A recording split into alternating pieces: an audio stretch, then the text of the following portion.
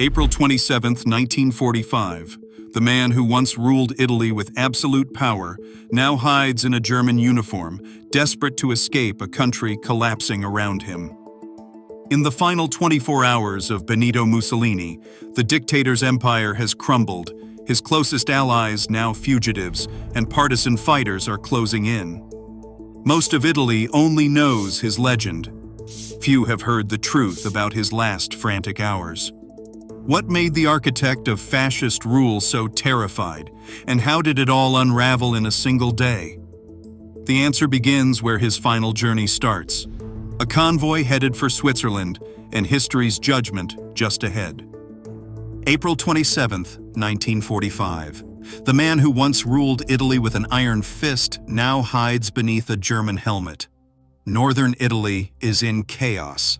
Town after town falls to advancing partisan brigades and Allied troops, while the last pockets of fascist control, the so-called Republic of Salo, disintegrate by the hour. Roads are choked with refugees, shattered columns of Wehrmacht vehicles, and bands of defeated blackshirts. The highways north of Milan, once symbols of Mussolini's modern Italy, are now escape routes for the defeated and the desperate. In the lakeside villages around Como, the air is thick with rumor. German forces are pulling back toward the Alps, leaving their Italian allies exposed to vengeance and retribution. Reports flow in of partisan seizures. Como, Lecco, and Bergamo have all slipped from fascist hands. The radio crackles with news of uprisings and the fall of the regime. Mussolini's puppet government, propped up by German arms since 1943, is dissolving in real time. Loyalists who once pledged undying support now scramble to save themselves. The Republic of Salo, born out of humiliation and German occupation, faces its final reckoning. For Mussolini, the collapse is more than military defeat. It is the erasure of his myth, the end of 2 decades spent at the summit of power. In these final hours, his name carries no authority, only the weight of a ruined nation. The world he shaped with violence and propaganda is vanishing, replaced by the uncertainty of liberation and the threat of justice.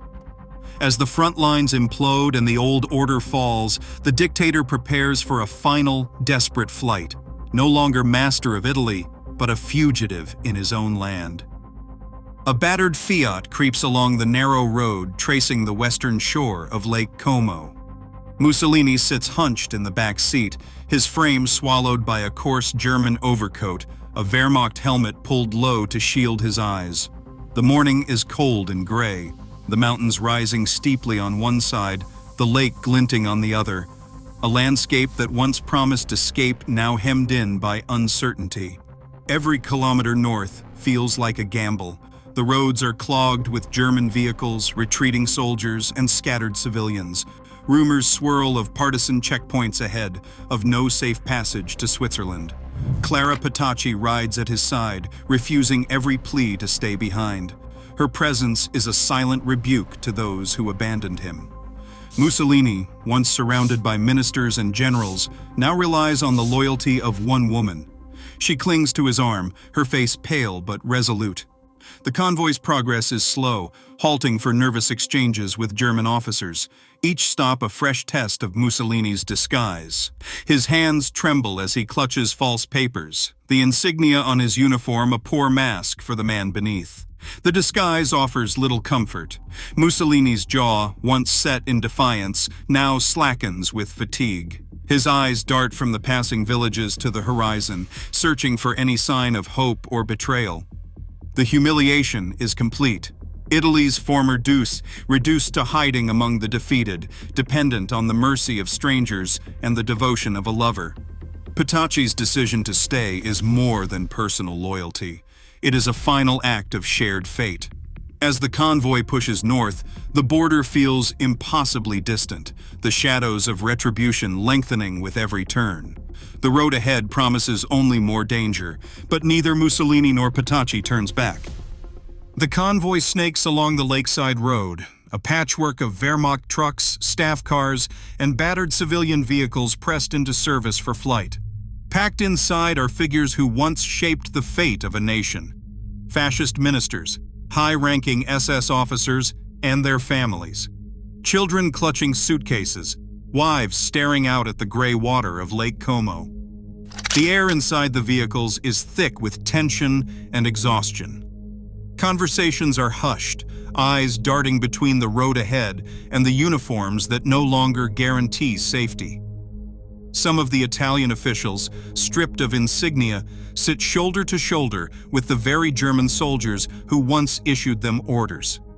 The hierarchy of power has collapsed into a shared anxiety. At the head of the column rides Colonel Hans Fallmeyer, the German officer tasked with escorting the group north. His orders are clear: shepherd the convoy toward the Swiss border, maintain discipline, and avoid confrontation with the swelling partisan forces. But even Fallmeyer's authority is fragile, challenged by the chaos of retreat and the desperation of those he leads. Behind him, the convoy crawls forward, every checkpoint and bend in the road a potential trap. Among the passengers are men like Alessandro Pavellini, the secretary of the Fascist Party, and other loyalists whose names once commanded fear but now carry only risk. Their families are silent, faces drawn with worry. Some clutch forged documents, others wear ill-fitting German uniforms in hopes of slipping through the partisan net. The convoy's pace slows as rumors of roadblocks spread. No one knows who will be recognized, who might be spared, or who will be handed over in exchange for safe passage. The sense of inversion is unmistakable. Yesterday's rulers are now fugitives, their fate tied to the uncertain mercy of their enemies and the discipline of a retreating foreign army. As the convoy pushes deeper into partisan territory, the fragile alliance of convenience between Germans and Italians grows more strained. Fallmeyer's presence at the front is both a shield and a reminder. The old world is gone, and no uniform can guarantee survival.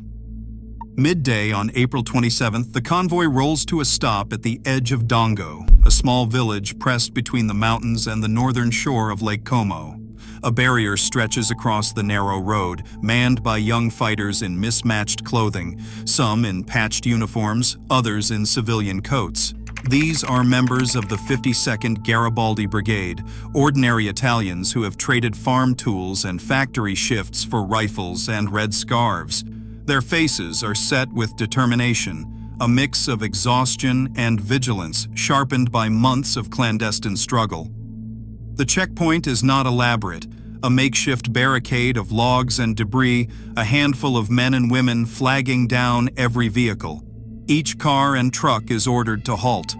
Partisans move methodically, checking papers, peering into the back seats, asking for names and units.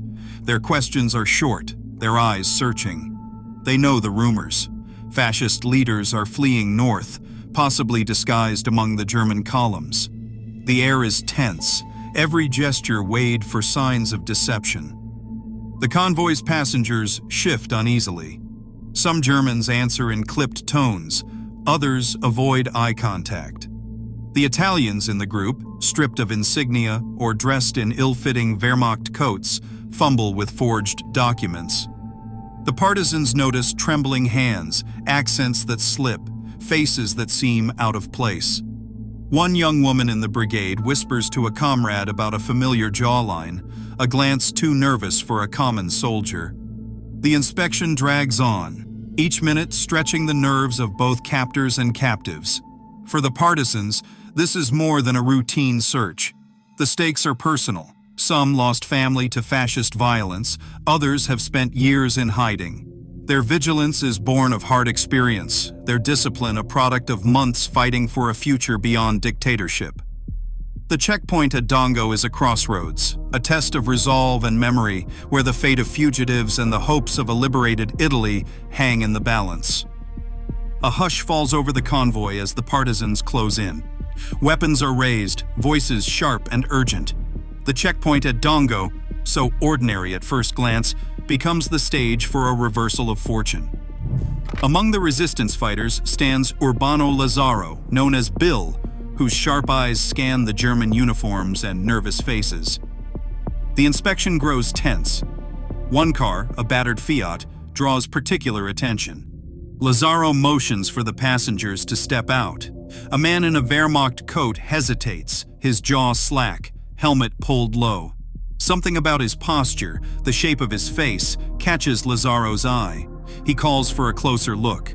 The man's papers are presented. The name is false. Lazzaro studies him. This is no German private. The silence thickens.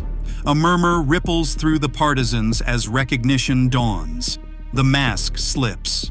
Benito Mussolini, the architect of 2 decades of dictatorship, stands exposed. His hands tremble as Lazzaro confronts him. The partisans, stunned for a heartbeat, raise their rifles. Mussolini does not argue. He does not plead.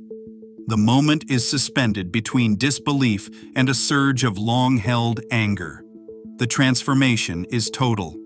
Mussolini, who once ordered armies into battle, now stands powerless before young men and women who once feared his name.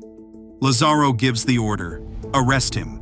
The dictator is surrounded, his authority stripped away in an instant. Clara Petacci, still at his side, is seized as well. For the villagers and fighters gathered at Dongo, the capture is both justice and shock, a living symbol of the old order's collapse.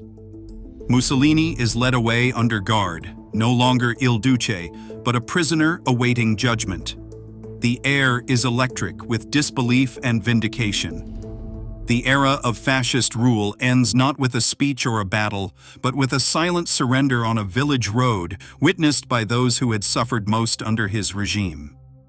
Night settles over the small farmhouse in Bonzanigo, its stone walls holding more than just the chill of early spring. Mussolini sits apart from the others, his frame slumped in a wooden chair, eyes fixed on the floorboards.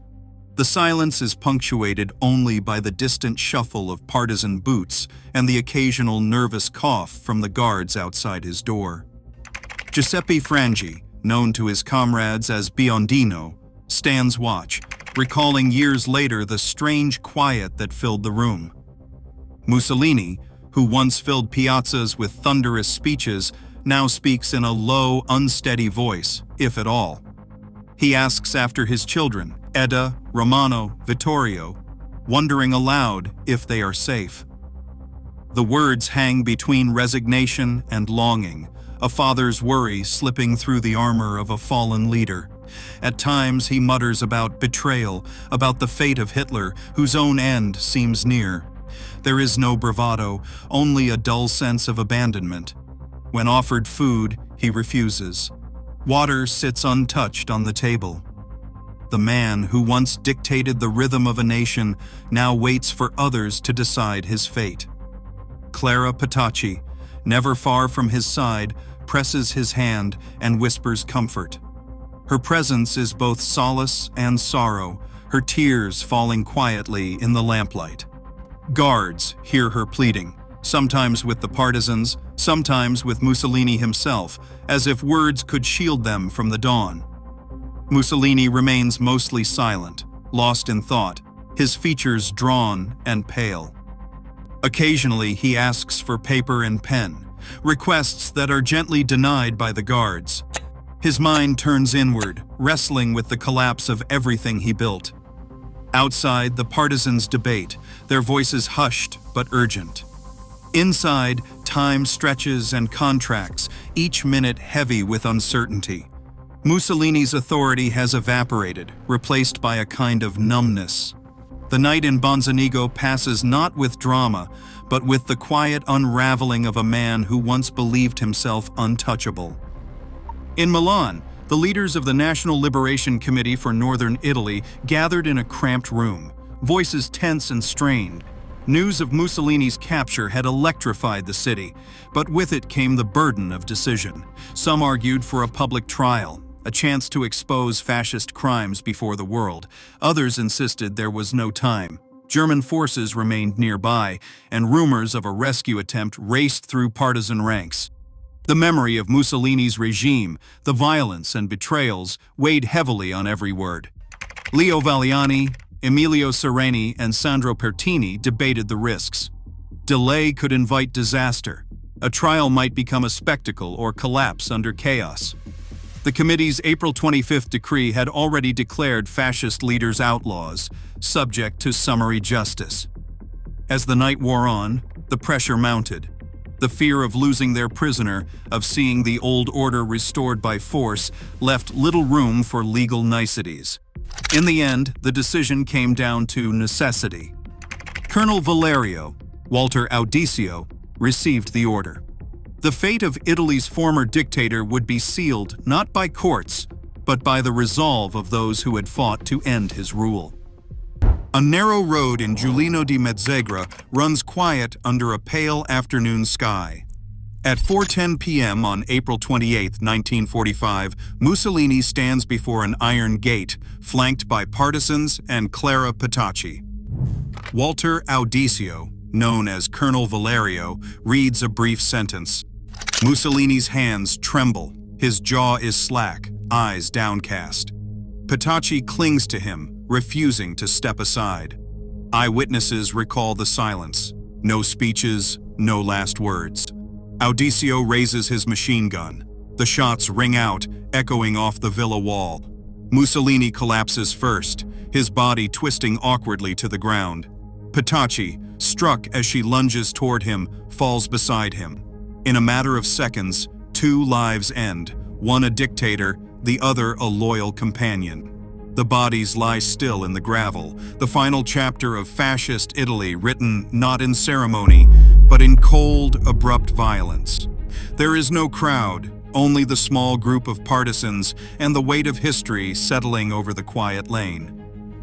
Before dawn on April 29th, trucks carrying the bodies of Mussolini, Clara Petacci, and other executed fascist officials rolled south toward Milan. The journey ended at Piazzale Loreto, a wide, battered square on the city's northeast edge. Months earlier, this was the place where fascist squads had shot and left the bodies of 15 partisans as a warning. Now, the square became the stage for a different reckoning. The corpses were dragged from the vehicles and strung upside down from the metal beams of a gas station canopy. News spread quickly. By morning, a crowd had gathered, thousands pressed together, faces raw with years of fear and anger. Some spat, others screamed, a few hurled stones. For many, the sight was both justice and release. The dictator who had ruled through violence now exposed to the judgment of ordinary people. Journalists jostled for photographs, their images soon to circle the globe. The press captured the chaos, boots ripped off, curses hurled, the bodies battered by hands that had once saluted. In the square where so many had died in silence, the city found its voice. The spectacle at Piazzale Loreto was not just vengeance. It was a public reckoning, a nation confronting its past in the open, beneath the cold spring sky.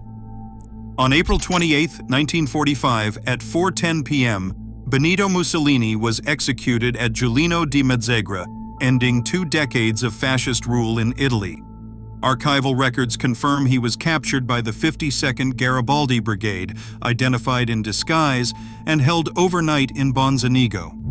His companion, Clara Petacci, chose to share his fate.